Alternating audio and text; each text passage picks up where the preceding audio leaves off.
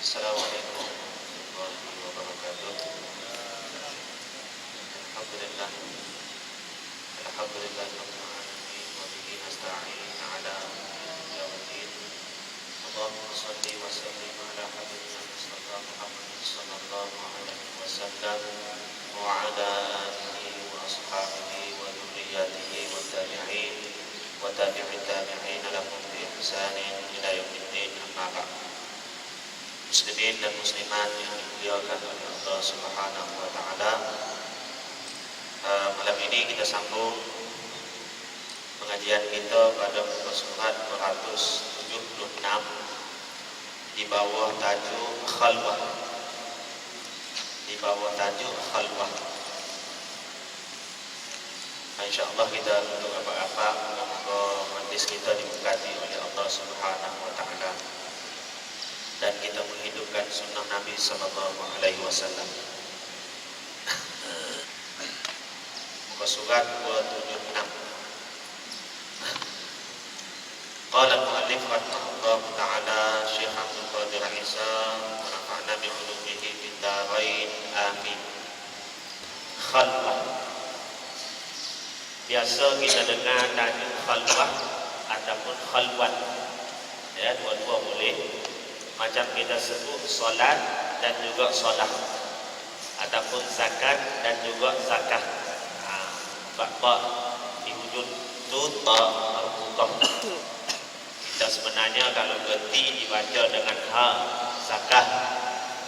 Kalau sambung baru baca dengan ta zakat tu. Tapi kita Melayu ni bila disebut zakat pun orang faham, bila sebut zakah pun orang faham. Solat pun kita faham, solat pun kita faham. Jadi diterima pakai pun. Ini khalwah ataupun khalwat. Biasa bila disebut khalwat, terbayang di dalam pemikiran kita ataupun orang awam bersendirian di antara lelaki dengan perempuan yang bukan mahram, maka hukumnya adalah haram. Itu khalwat, ya. Khalwat yang satu lagi yang kita nak bincangkan di sini ialah khalwat bersendirian di antara hamba dengan Allah Subhanahu wa taala. Ini khalwat yang disyariatkan di dalam agama. Yang tadi haram, bila kita buat dosa. Yang ini bila kita buat kita dapat pahala di sisi Allah. Jadi takrif. Kata Syekh nukil di sini pendapat Ahmad Zarruq.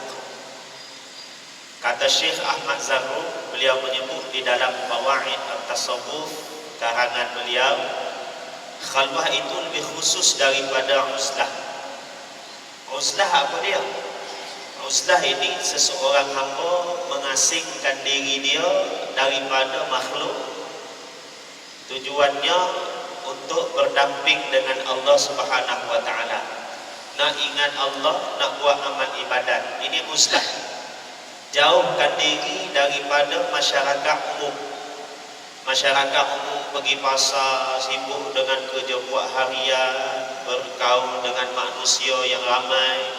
Tapi orang yang nak beruzlah, mereka mengasingkan diri daripada kesibukan manusia umum. Tujuannya nak menghampirkan diri kepada Allah dengan amal ibadat. Kata Syekh Ahmad Zarruq, itu uzlah. Khalwah ini lebih khusus daripada uzlah. Maknanya uzlah ini bersifat umum, khalwah ini lebih khusus lagi daripada uzlah. Maknanya di samping mengasingkan diri daripada masyarakat umum, ada ibadat-ibadat yang khusus, ada zikir-zikir yang khusus yang dilakukan oleh orang yang berkhalwat, orang yang menyendiri, orang yang mengasingkan manusia, mengasingkan diri daripada manusia yang umum ini untuk mengabdikan diri kepada Allah Subhanahu wa taala. Dengan perkataan yang mudah, lari daripada kesibukan dunia, menumpukan diri kepada amal ibadat semata-mata. Ini namanya khalwat. Maknanya kita tidak sibuk dengan orang ramai. Dari aspek bentuk dan gambaran, ia adalah satu jenis daripada i'tikaf. Cuma i'tikaf ini lebih khusus. Mereka awal para nabi, mereka mengasingkan diri daripada masyarakat umum. Kemudian setelah Nabi kita sallallahu alaihi wasallam mendapat syariat daripada Allah Subhanahu wa taala, barulah Nabi beriktikaf di masjid. Iktikaf ini mengasingkan diri juga daripada masyarakat umum juga. Cuma tempat dia di masjid. Buat apa? Buat amal ibadat juga. Tapi ada tempat khusus dia di masjid. Sebelum Nabi membina masjid, sebelum Nabi menyebarkan risalah Islam, Nabi sallallahu alaihi wasallam bersunyi diri di gua.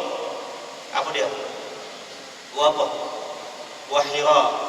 Jadi Nabi buat apa di situ? Apa nama ibadat yang kita panggil semasa Nabi berada di Gua Hira? Nabi bermuslah, Nabi berkhalwah, Nabi mengasingkan diri daripada masyarakat, sehinggalah turunnya wahyu kepada Nabi sallallahu alaihi wasallam. Selepas turunnya wahyu, thumma hubbiba ilaihil khala. Kemudian bila turunnya wahyu kepada Rasulullah sallallahu alaihi wasallam, Nabi lebih suka menyendiri juga. Nabi lebih suka bermuslah juga. Nabi lebih suka berkhalwah juga. Nabi suka mengasingkan diri daripada kesibukan masyarakat yang sibuk dengan dunia. Nabi bersendirian bersama dengan Allah Subhanahu wa taala. Ini mereka awal. Jadi tidak ada uslah yang dilakukan oleh seseorang, tidak ada khalwah yang dilakukan oleh seseorang pada peringkat permulaannya, kecuali dia akan mendapat manfaat semasa dia bermuslah ataupun berkhalwah. Seperti mana Nabi kita di Gua Hira. Nabi Musa berkhalwah di mana? Di Turi Saina, di semenanjung Sinai, di bukit Tur Sina kita panggil. Itu di dalam gua juga. Nabi kita pun beribadah pada peringkat awalnya menyendiri di dalam gua juga, Gua Hira. Nabi Musa di Gua Sinai. Gua Hira dan juga Gua Sinai adalah gua yang kecil sahaja. Gua yang hanya mampu di dalam itu, kalau di Gua Hira pun sama aja. Masuk satu orang, dua orang, nak masuk lebih tak boleh sudah untuk mendirikan solat. Kalau kita nak sembahyang di dalam itu. Kalau nak duduk, bolehlah duduk 3-4 orang. Sama dengan Gua Sinai. Gua Sinai pun kalau nak sembahyang 2 orang boleh. Nak duduk 3 orang, 4 orang boleh bersila. Lebih tak boleh sudah. Sebab gua itu kecil sahaja. Inilah tempat ibadat ataupun tempat Nabi-Nabi menyendiri suatu ketika dahulu untuk menghampirkan diri kepada Allah Subhanahu wa taala. Dan menyendiri begini ulama namakan dia sebagai khalwah. Khalwah ataupun uzlah. Cuma khalwah lebih khusus lagi. Dari aspek bentuk dan gambaran, ia adalah satu jenis daripada i'tikaf. Bila di masjid kita panggil i'tikaf. Apa kita buat? Ada baca Quran, ada tafakkur, ada sembahyang sunat. Kalau tak sembahyang sunat duduk saja-saja pun kita panggil i'tikaf juga. Begitu juga kalau kita menyendiri khalwah. Apa yang kita buat? Berzikir, baca Quran, sembahyang sunat. Kalau kita tak buat semua itu pun, bila kita masih lagi berada di dalam keadaan menyendiri untuk menghampirkan diri kita kepada Allah, tetap juga kita dipanggil khalwah. Akan tetapi tidak dilakukan di masjid. Kebiasaannya tidak dilakukan di masjid. Walaupun boleh jadi ia dilakukan di dalamnya. Boleh juga khalwah ini dibuat di dalam masjid. Tak jadi masalah. Tetapi pada kebiasaannya dibuat bukan di masjid. Sama ada di khamqah, di zawiyah, di tempat-tempat pengajian yang khusus, ataupun di rumah-rumah, ataupun di anjung-anjung yang dibina khusus untuk pengajian dan untuk khalwah dan sebagainya. Bila dilakukan di masjid, lebih kepada namanya i'tikaf. Nabi buat dua-dua. Pada peringkat awalnya Nabi buat sebelum turun wahyu di Gua Hira. Kemudian bila turunnya wahyu, Nabi masih lagi meneruskan khalwahnya di Gua Hira juga. Cuma setelah pembinaan masjid, Nabi beriktikaf di masjid, terutamanya pada 10 malam yang terakhir bulan Ramadan. Nah, ini apa yang dilakukan oleh Nabi sallallahu alaihi wasallam. Tempoh paling lama di sisi kaum sufi ialah tidak mempunyai had. Tidak ada batasan-batasan masa yang tertentu. Ada setengahnya berada dalam khalwah selama 3 hari, ada selama 1 minggu, ada selama 10 hari, ada selama 30 hari, ada selama 40 hari, ada yang selama 3 bulan, ada yang selama 100 hari, dan macam-macam jenis lagi. Kerana tidak ada tempoh paling lama nak berkhalwah. Cuma waktu ini kita gunakan, waktu khalwah ini digunakan sepenuh masa itu untuk beribadah. Benda-benda lain dikurangkan semua sekali. Makan, minum pun dikurangkan. Kerana bila kita banyak makan, banyak minum, dia akan jadi banyak berehat, banyak masuk bilik air. Sehingga kan bila berkhalwah, dilantik orang yang menguruskan makan minum kita ini, supaya kita buat amal ibadah 24 jam tidak tergendala, dan makan minum kita pun tidak tergendala sekadar keperluan kita. Pakaian kita pun kita bukan cuci sendiri, orang lain yang tolong cucikan. Tujuannya supaya pemikiran kita tidak tertumpu kepada keduniaan. Kita khusus untuk beribadat, otak kita, hati kita, tubuh badan kita khusus untuk amal ibadat. Urusan-urusan dunia lain ini dibantu oleh orang lain. Begitu. Ini beribadat.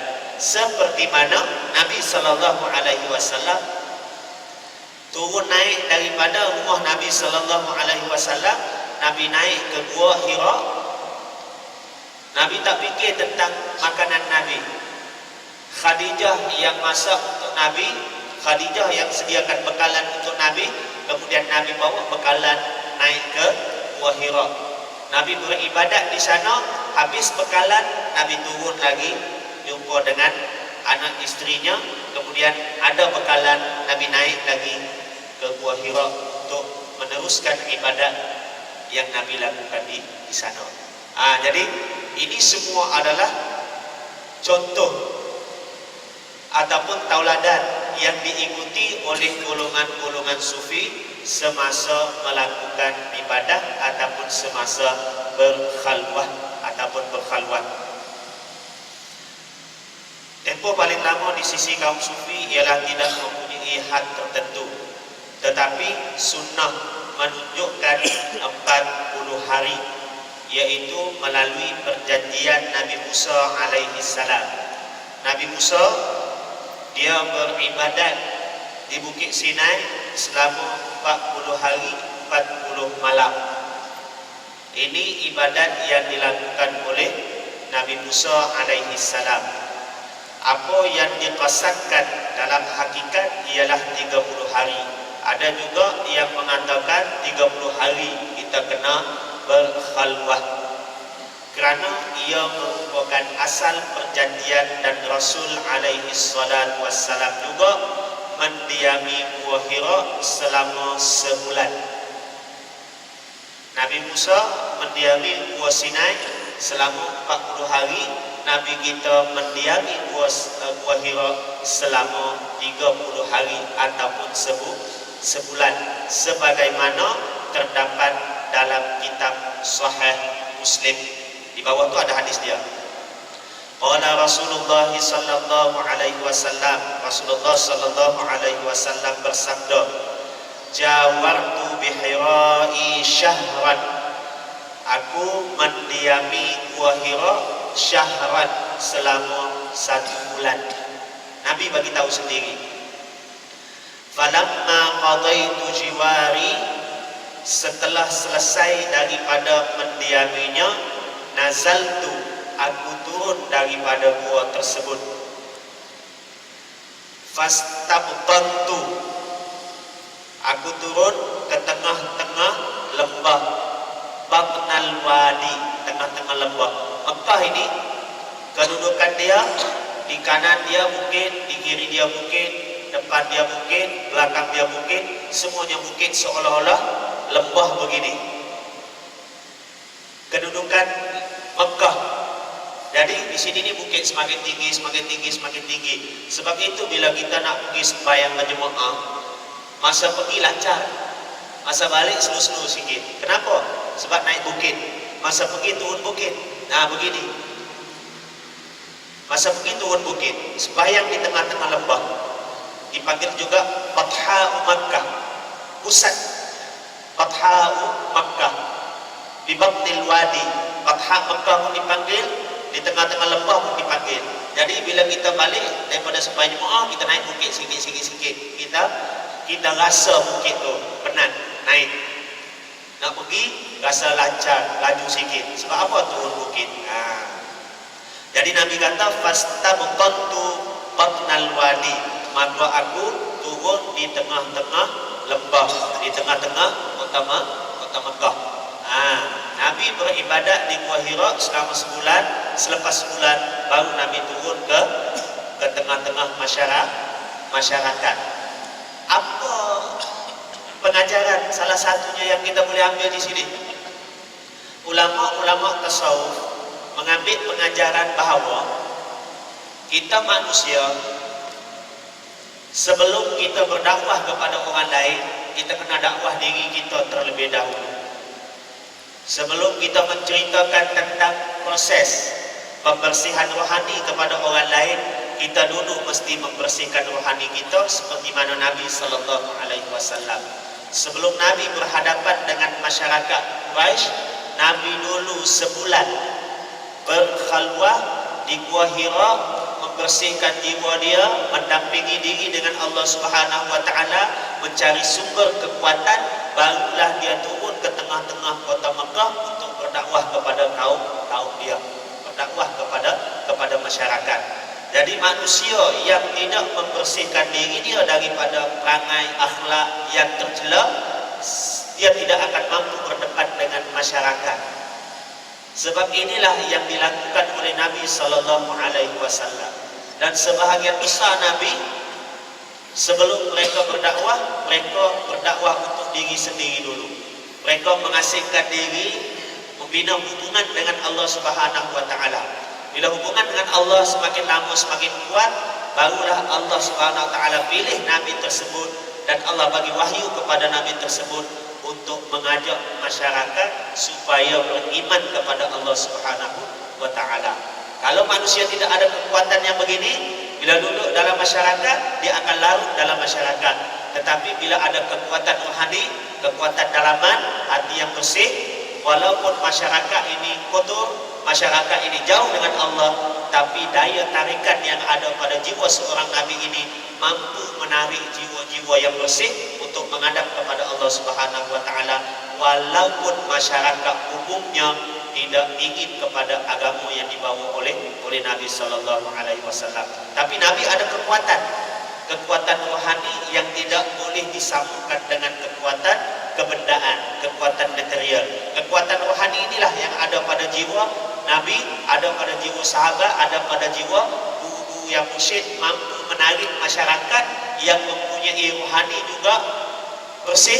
Mereka akan tertarik kepada apa yang dibawa oleh Rasulullah sallallahu alaihi wasallam.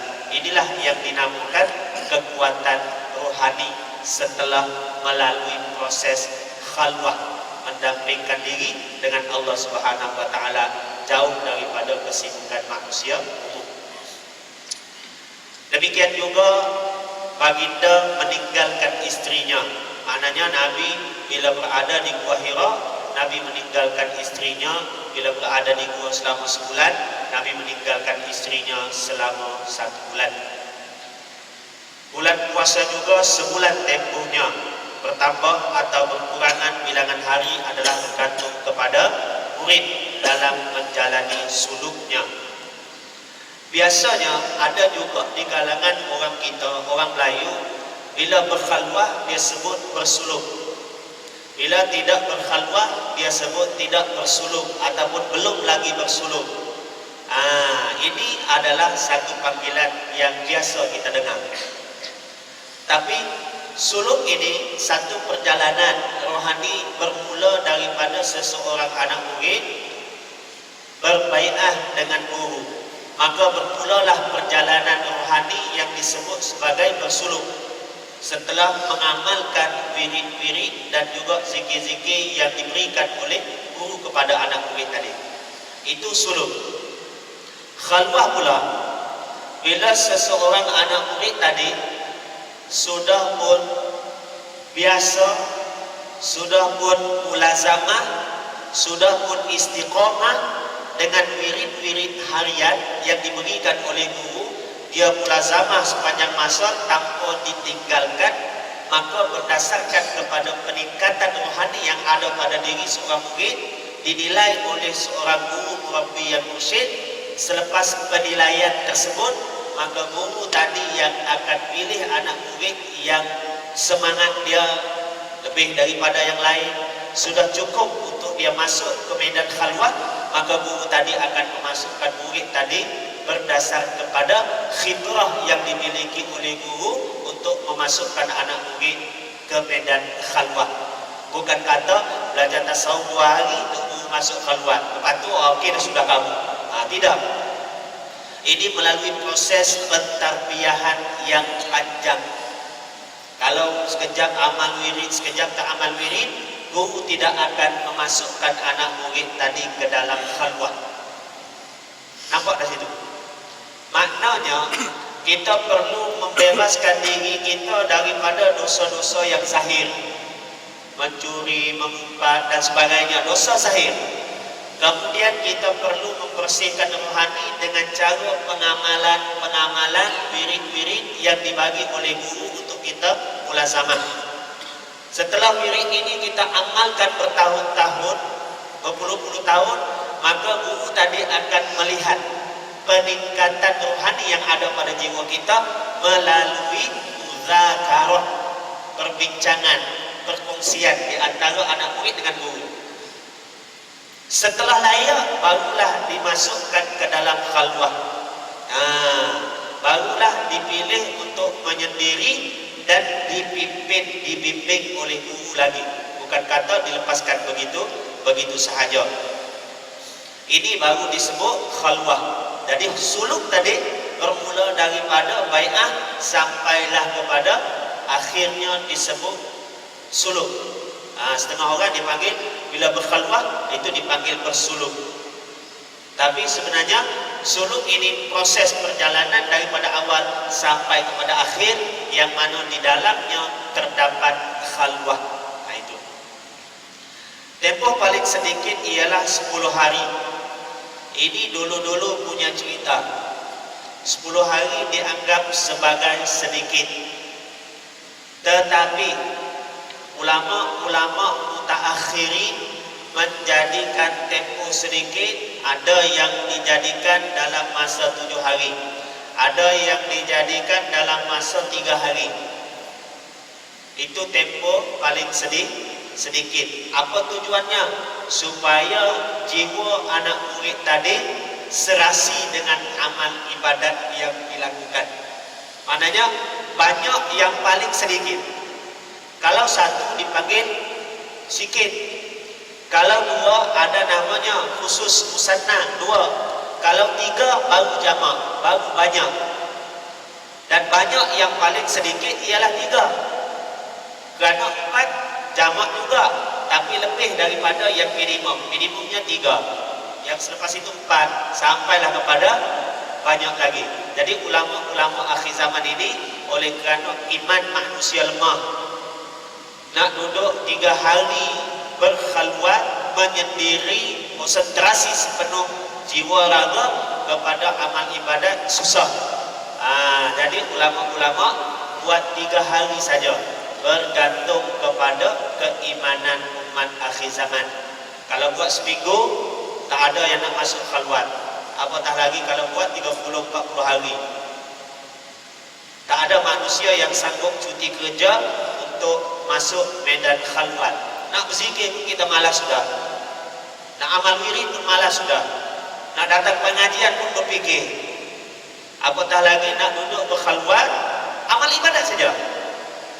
Sampai waktu sembahyang wajib. Sehingga kan ulama semasa khalwat menoleh ke kanan, menoleh ke kiri pun tidak digalakkan. Bahkan kedudukan kita diajar supaya duduk dalam keadaan penuh tawadhu. 24 jam duduk dalam keadaan bersih suci, ada wudu.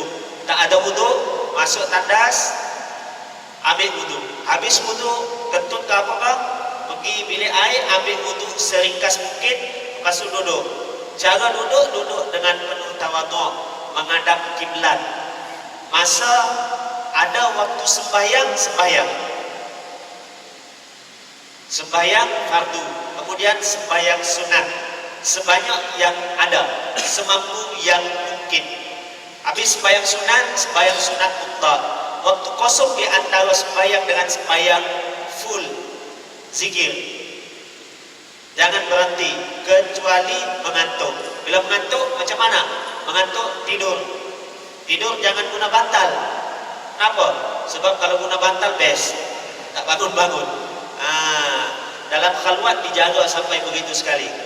Tidur pun ala kadar. Bangun, jaga, duduk lagi, ambil wuduk lagi, kemudian sambung zikir lagi. Ada waktu sembahyang duha, sambung sembahyang duha. Ada waktu sembahyang sunat apa-apa, sembahyang sunat. Tak ada sembahyang sunat mutlak. Jadi 24 jam waktu dikhususkan untuk amal ibadat semata-mata. Kadang-kadang orang yang berkhalwat dia tak tahu malam ke siang. Kenapa? Sebab dia duduk dalam keadaan gelap. Sebolehnya cahaya lampu dimalapkan semalam mungkin. Kalau tak boleh gelap betul pun. Kenapa? Untuk mengelakkan mata kita daripada memandang makhluk. Bila cerah, kita asyik tengok sejadah kita pun kita tengok, corak ni tak pernah aku teliti begini. Kita tengok corak sejadahnya. Padahal sejadahnya aku beli 15 tahun sudah, tak sedar pun aku ada warna yang pelik di sini. Itu dielakkan. Sebab itu cahaya lampu sebolehnya dimalapkan supaya tidak ada gangguan-gangguan. Ini ulama-ulama teliti betul.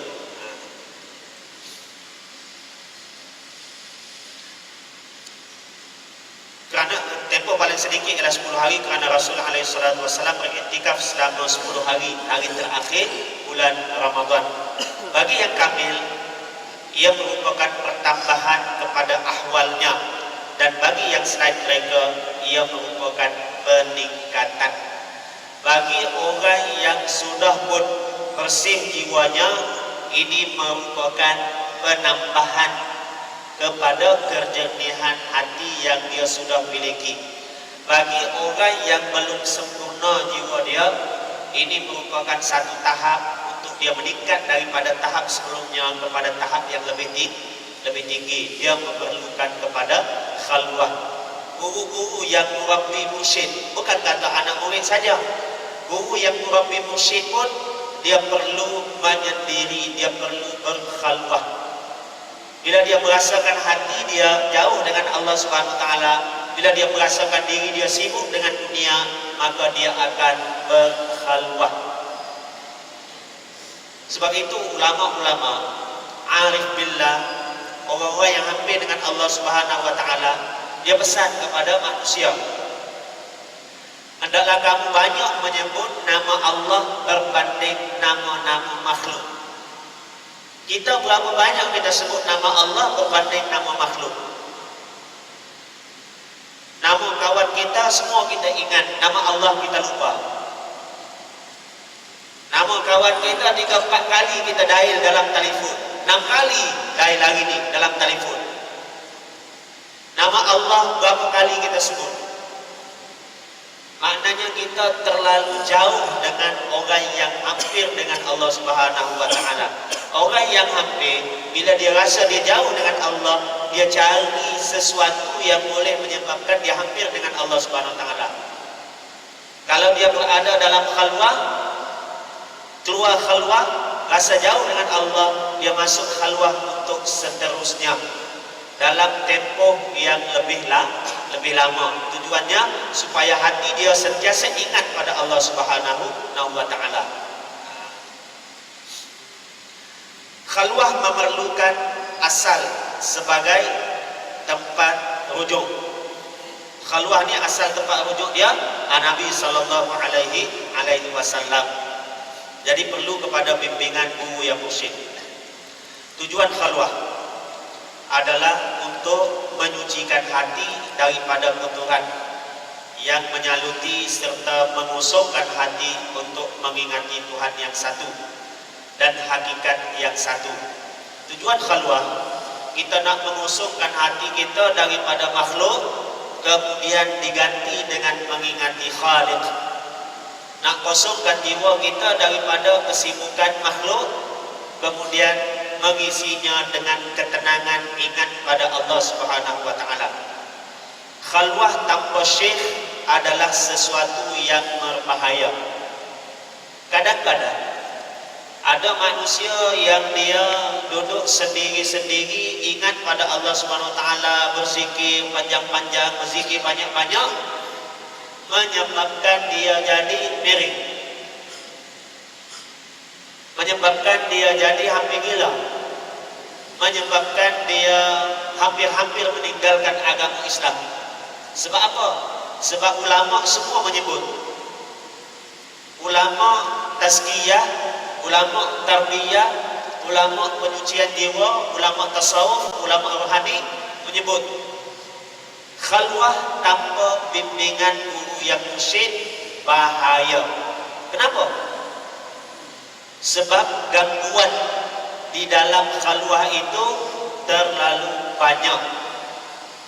Siapa-siapa yang tidak mampu untuk melepaskan diri daripada gangguan ini, dia akan terpesong. Nanti dia sebut di bawah ini.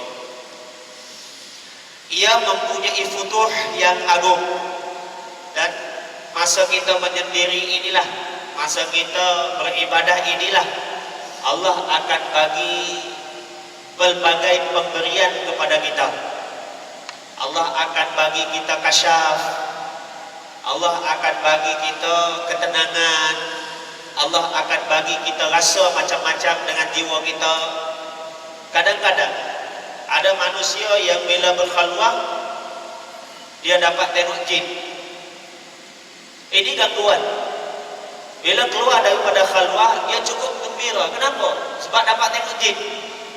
Suka betul. Ada manusia yang minta jauh daripada dapat melihat jin kerana dia takut, tapi dia tidak. Bila dapat lihat jin dia seronok. Sedangkan bila dapat tengok jin menjadikan dia terhijab daripada mendampingi Allah Subhanahu wa taala. Kenapa?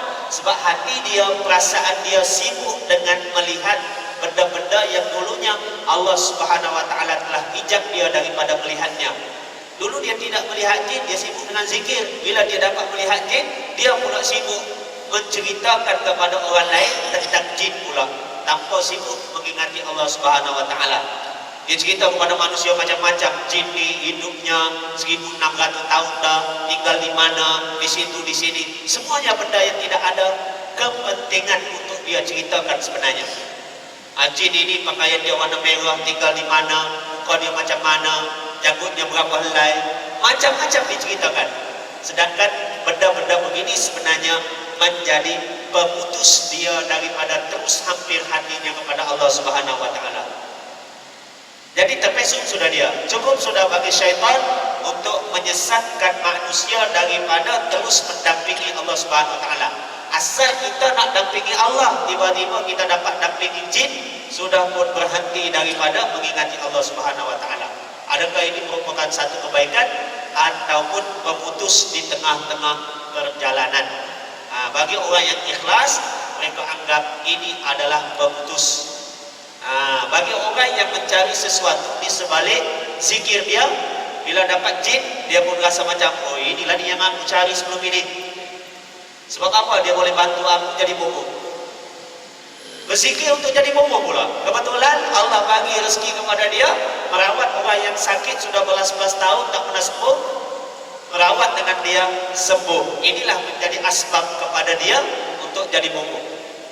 Tak jadi dah ahli zikir, jadi ahli ubat pula. Ini semua adalah penghalang daripada kita terus mendampingkan diri kita kepada Allah Subhanahu wa taala. Walaupun jadi bomo itu dengan ruqyahnya, dengan bacaan ayat Al-Qur'annya tidak salah, bahkan baik, boleh bantu orang lain. Tapi itu tidak baik untuk jiwa kita, kerana kita sudah pun melencong daripada tujuan asal.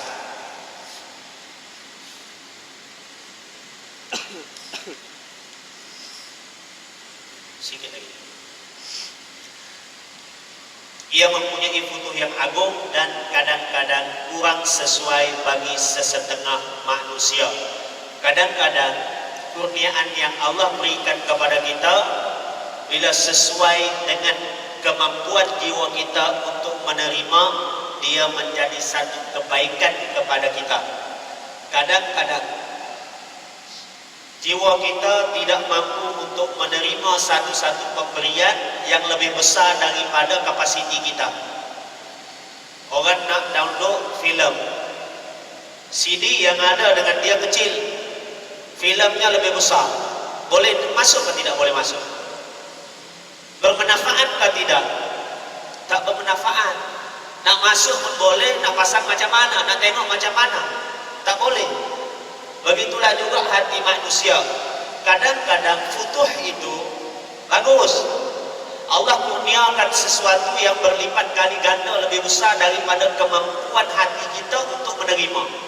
Kita ada piring begini saja, orang bagi lauk lebih banyak daripada piring yang kita ada. Adakah bermanfaat untuk kita? Tidak.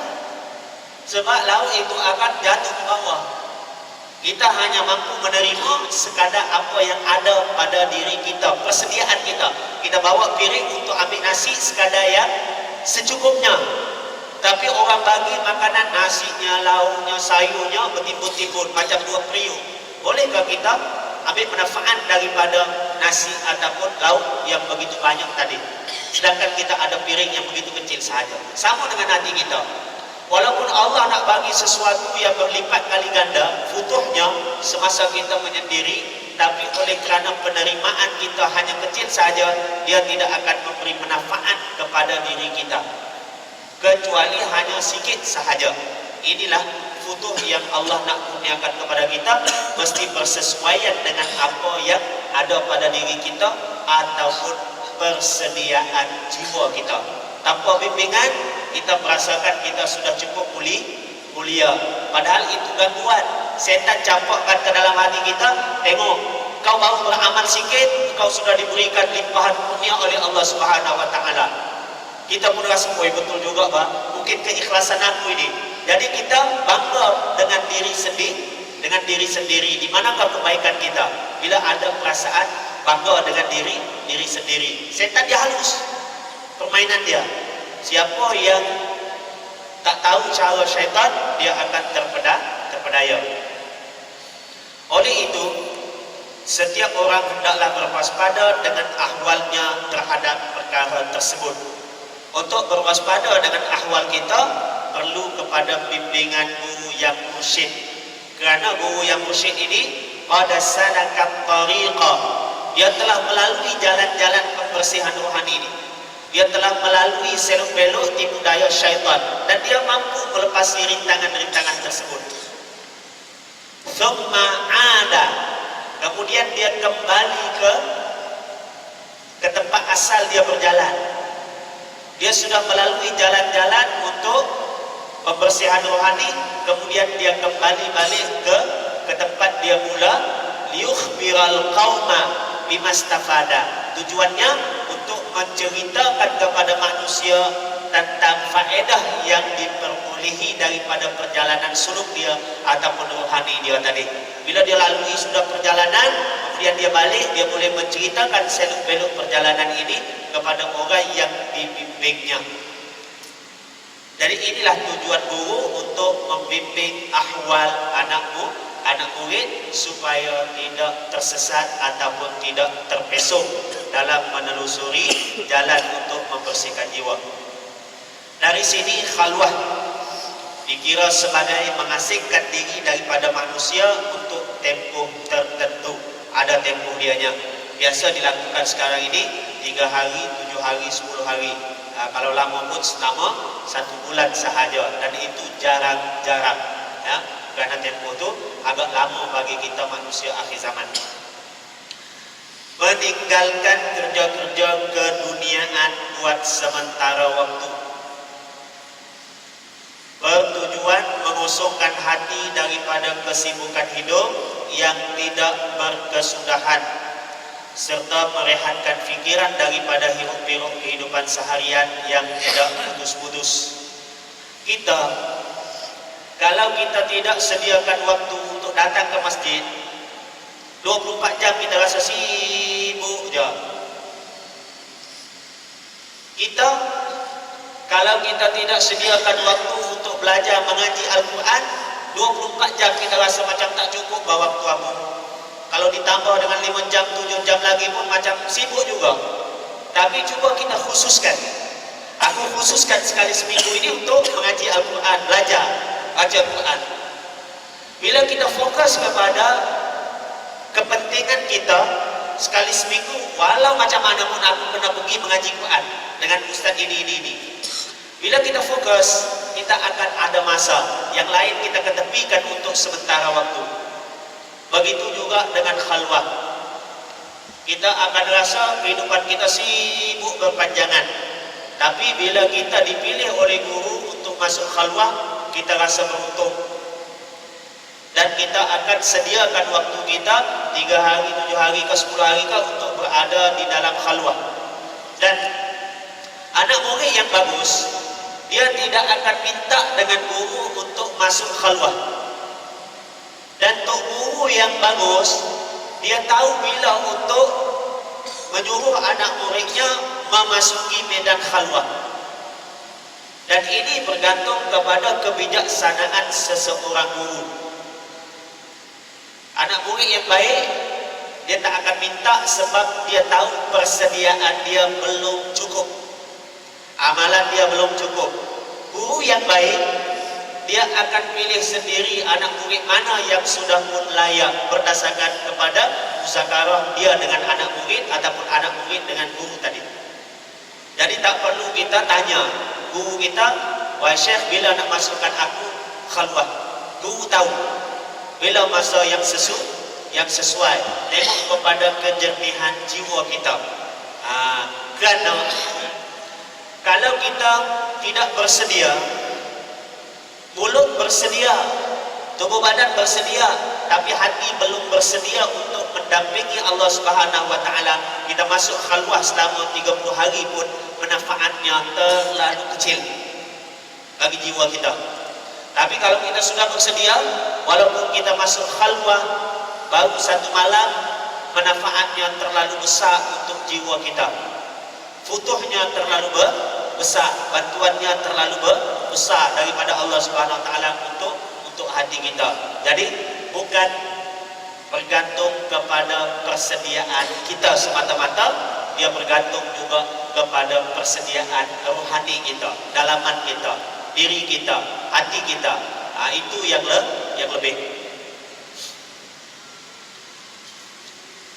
Setelah itu dia mengingati Allah Ta'ala dengan hati yang hadir lagi khusyuk. Biasanya guru semasa khalwah, guru akan memberikan zikir-zikir tertentu kepada anak murid untuk diamalkan. Dan kebiasaannya akan dibagi zikir Ismul A'zam ataupun Lafzul Jalalah. ataupun ismul mufrad yang kita sebut satu masa dulu cerita pasal ismul a'zam ataupun isim mufrad ataupun lafzul jalalah disebut kalimah Allah. Ini kalimah yang disebut semasa zikir, serta memikirkan nikmat-nikmatnya sama ada di waktu malam maupun siang tanpa putus-putus. Semuanya berjalan melalui petunjuk Syekh Arif Billah, guru yang mursyid. Dia akan mengajarnya apabila jahil, mengingatkannya apabila lupa, mencerdaskannya apabila lemah, dan membantunya untuk menolak segala was-was dan kecelaruan jiwa. Di bawah ini dia akan bagi tahu kita cara-cara khalwah. Kebiasaannya guru akan bagi tunjuk ajar, akan bagi bimbingan sebelum memasuki khalwah. Kemudian dari satu masa ke satu masa guru akan masuk jumpa dengan murid, dengan ahli suluk yang memasuki khalwah tadi dari semasa ke semasa untuk sesi muzakarah. Jadi apa-apa perasaan yang timbul, apa minda kita masa khalwah itu kita bincang dengan guru, kemudian guru akan bagi pedoman kepada kita untuk peningkatan yang seterusnya. Daripada sinilah kita berlaku peningkatan dengan bimbingan guru. Kalau ada gangguan apapun, bincang dengan guru di sini, muzakarah dengan guru di sini, guru akan masuk jumpa dengan kita, bimbing kita dari masa ke semasa. Mungkin dalam masa satu hari itu, jika perlu guru akan masuk lebih daripada satu kali. Kalau tak perlu, guru akan serahkan kepada kita, kita beramal ikhlas semata-mata kerana Allah Subhanahu Wa Taala saja. Jadi insya-Allah malam yang seterusnya kita baca pada surat 277 cara-cara khalwah. Silakan.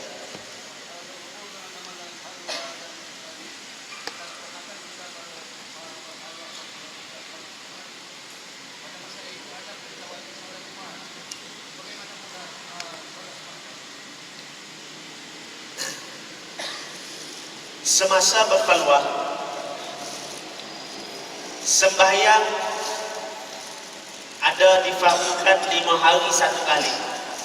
5 hari 1 kali ini semasa berkhalwah kita disarankan, disuruh, bahkan ditegaskan supaya sembahyang secara berjemaah untuk melazimi diri supaya buat yang terbaik. Sekiranya kita jauh daripada masjid, kita boleh berjemaah dengan kelompok kita. Macam kita di rumah, kalau kita di rumah bersama kawan-kawan, bersama keluarga, kalau tak boleh pergi masjid, kita digalakkan supaya berjemaah di rumah. Cuma kalau kita sembahyang individu juga, kita dapat sesuatu yang paling minimum lah. Lebih-lebih lagi dalam khalwah. Khalwah ini tujuannya untuk menghampirkan diri kepada Allah Subhanahu Wa Taala. Jadi bila sembahyang ini saya masuk kepada sembahyang berjemaah dulu. Bila kita tak mampu sembahyang berjemaah di masjid, kita sembahyang asal iqamah sembahyang. Kalau ada 5 orang yang masuk khalwah masa tersebut, sembahyang 5 orang. Kalau boleh sembahyang di masjid, bahkan digalakkan sembahyang di masjid. Jadi pergi dalam suasana yang minimum. Jangan setengah jam sebelum sembahyang kita sudah pergi ke masjid. Kita selesaikan konsentrasi kita pada Allah SWT. Sebelum azan kita sampai ke masjid, orang azan kita sembahyang, kemudian abaikan benda-benda lain. Ditegah daripada bercakap dengan sesiapa pun. Tujuannya supaya pemikiran kita, hati kita tidak terganggu, tidak berbolak-balik. Maknanya lepas kita datang sembahyang, kita balik teruskan ibadat harian kita, khalwah kita. Kemudian masuk waktu datang lagi. Kalau sembahyang Jumat pun sama, sembahyang Jumat wajib dan kita perlu datang ke masjid untuk sembahyang Jumat. Kemudian usahakan jangan pandang pada pandangan yang luar, tumpukan konsentrasi kepada diri kita dan hati kita jaga. Kemudian bila kita nak balik terus ke masjid, jangan singgah kedai kopi lagi. Itu tak jadi, tak kira khalwah. Balik ke tempat kita bermuslah ataupun berkhalwah. Ada pendapat yang mengatakan ini pendapat-pendapat yang tidak diterima pakai. Ada pendapat mengatakan bila kita berkhalwah, kita memperbaiki hati kita yang sedang sakit. Kita ni sedang sakit, masuk khalwah ini kita masuk macam hospital untuk merawat sakit kita. Jadi dia buat perumpamaan sakit jasad, sakit yang biasa. Sakit rohani lebih parah daripada sakit jasad. Memang betul. Tetapi dia sedikit pusing. Dia kata sekiranya kita sakit tubuh badan menyebabkan kita diusulkan daripada sembahyang Jumaat. Jadi sekiranya kita berada dalam khalwah, kita sakit rohani lebih kritikal daripada sakit jasmani luaran. Jadi kita tidak perlu sembahyang Jumaat. Ini pendapat yang kita tolak. Jangan buat begitu. Nampak? Sebab tidak ada seorang pun ulama muktabar berautoriti dalam ilmu tasawuf tarikat yang mengatakan sedemikian. Cuma ada pendapat-pendapat yang serpihan kita panggil. Jadi kita nak bagus, ikut pendapat majoriti ulama. Jangan ikut pendapat seorang orang saja yang sebut begitu, yang lain tidak menyebut begitu. Jadi kita ikut yang terbaik. Maknanya wajib solat Jumaat walaupun semasa khalwah. Faham sudah kan? Jangan terpedaya. Ada juga pendapat-pendapat yang dia lurus sampai satu tahap, dia bengkok sikit. Jadi tak payah kita ambil bengkok, ambil yang lurus saja. Jadi ada lagi. Sila.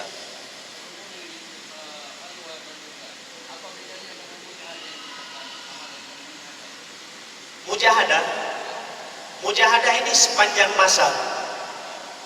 Mujahadah lawan nafsu itu sepanjang masa. Sama ada kita di rumah, kita di masjid, kita di tempat kerja, kita di tempat awam, kita bermujahadah lawan perasaan kita. Kalau kita menjual ikan, ada dari segi perasaan kita, boleh campur ini juga, bagus juga yang kemarin ini, walaupun hari ini bagus, kemarin pun bagus juga, kita kasih campur lah, ada di sini. Kalau tidak, bila mau habis, kita mujahadah lawan nafsu kita. Lawan nafsu kita supaya tidak buat benda-benda begitu. Ini di tempat kerja. Maknanya mujahadah ini melawan nafsu yang sentiasa menyuruh untuk kita melakukan benda yang tak baik ataupun benda yang biasa berbanding benda yang lebih baik. Itu mujahadah. Kalau khalwah ini khusus. Khalwah ini memerlukan diri kita kosong, memerlukan satu tempat untuk kita duduk di kawasan itu, kita tak keluar daripada kawasan itu kecuali dengan sebab yang terdesak sahaja. Itu khalwah dan juga mujahadah, beza dia. Silakan. Istighfar.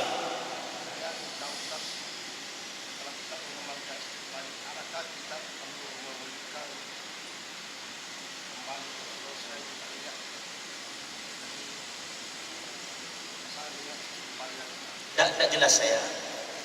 Kalau kita mengamalkan istighfar,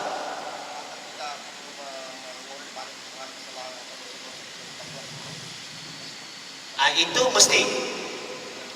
Kalau kita istighfar, adakah kita perlu mendatangkan balik dosa-dosa yang kita buat sebelum ini? Itu mesti. Sebab bertaubat daripada dosa ini merupakan satu kewajiban. Jadi kalau kita bertaubat, Imam An-Nawawi sebut perlu bertaubat secara berasingan. Berasingan ni apa? Maknanya dosa sabung ayam lain daripada dosa mencuri. Maknanya dosa sabung ayam, taubat dosa sabung ayam. Dosa mencuri perlu taubat daripada dosa mencuri. Dosa berzina perlu taubat daripada dosa berzina. Kalau kita taubat daripada berzina, kita berhenti sudah berzina, kita menyesal berzina, kemudian mencuri masih lagi kita buat. Adakah kita bertaubat daripada dosa zina tadi menyebabkan dosa kita mencuri diampunkan oleh Allah? Tidak. Maknanya setiap dosa kita kena bertaubat secara berasingan. Dan dosa-dosa kita yang dulu perlu kita ingat balik, Pak Ustaz.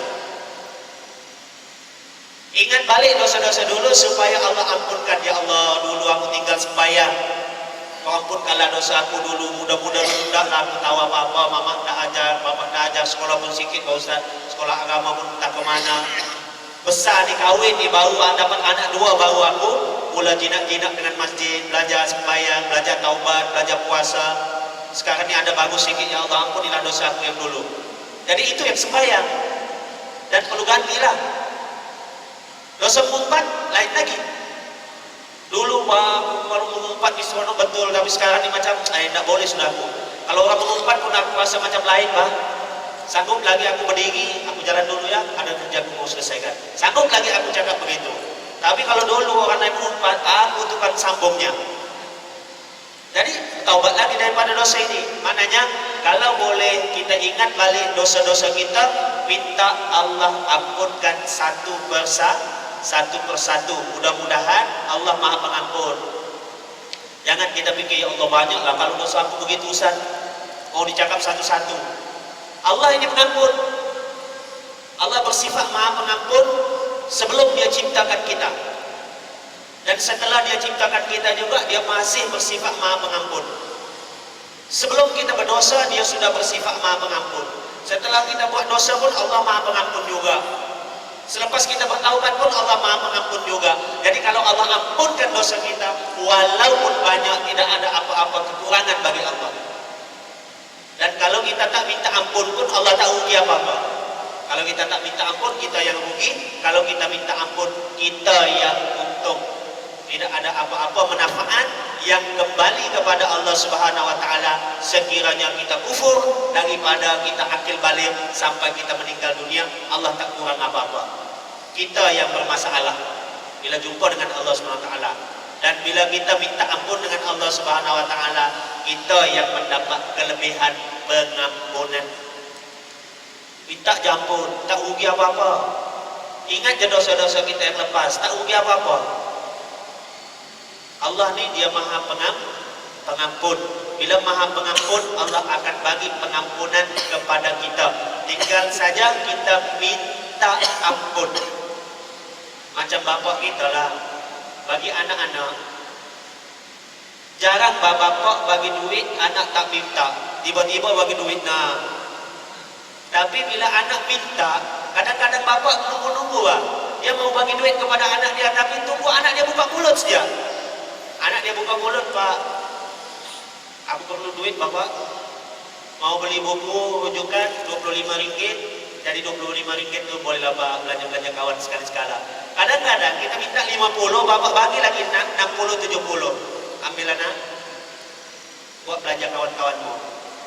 Sekali-sekala, bapak tunggu anak dia sebut. Kita sebagai hamba dengan Allah lebih-lebih lagi. Allah ni Dia Maha Pengampun, Dia tunggu kita aja sebut. Ya Allah, ampunilah dosaku ya Allah. Tunggu kita sebut. Allah memang sudah nak ampunkan kita. Ini Ibnu Abbas sebut, ulama sufi sebut, idza atlaqa lisanaka bit talab, apabila Allah telah gerakkan mulut kamu, lidah kamu untuk meminta pengampunan, fa'lam annahu yuridul qabul, ketahuilah bahawa Allah nak bagi dah tu pada kamu. Apabila Allah gerakkan lidah kamu untuk meminta, maka yakinlah Allah nak bagi pada kamu. Minta apa? Minta ampun. Kita kena yakin, bila Allah gerakkan lidah kita untuk minta ampun, Allah nak ampunkan kita tu. Kalau tidak, siapa yang bagi gerak hati kita untuk minta ampun? Siapa yang bagi gerak lidah kita untuk minta ampun? Kita tak ada kuasa untuk menggerakkan hati kita, untuk menggerakkan lidah kita, walaupun sepatah. Kecuali pergerakan itu setelah diizinkan oleh Allah Subhanahu wa taala. Allah izinkan lidah kita untuk meminta, hati kita untuk meminta keampunan. Allah memang nak ampunkan kita. Mudah-mudahan Allah ampunkan dosa kita, kecil dan besar, dan yang lama dan juga yang baru. Allah ampunkan dosa kita yang kita sengaja ataupun tidak sengaja, yang kita sedar ataupun tidak sedar. Misalnya setakat itu untuk malam ini. Banyak dah. Aku lupa lihat. Assalamualaikum warahmatullahi wabarakatuh. Auzubillahi minasyaitonir rajim. Bismillahirrahmanirrahim. Alhamdulillahirabbil alamin wassalatu wassalamu ala asyrofil anbiya'i wal mursalin wa ala alihi wa sahbihi ajma'in. Subhanaka la ilma lana illa ma 'allamtana innaka antal alimul hakim. La haula wa la quwwata illa billah. Allahumma rabbana atina fid dunya hasanah wa fil akhirati hasanah wa qina adzabannar. Sallallahu ala sayyidina Muhammad wa ala alihi washabbihi ajma'in. Subhana rabbika rabbil izzati amma yasifun wa salamun ala al mursalin walhamdulillahi rabbil alamin. Taqabbalallahu minkum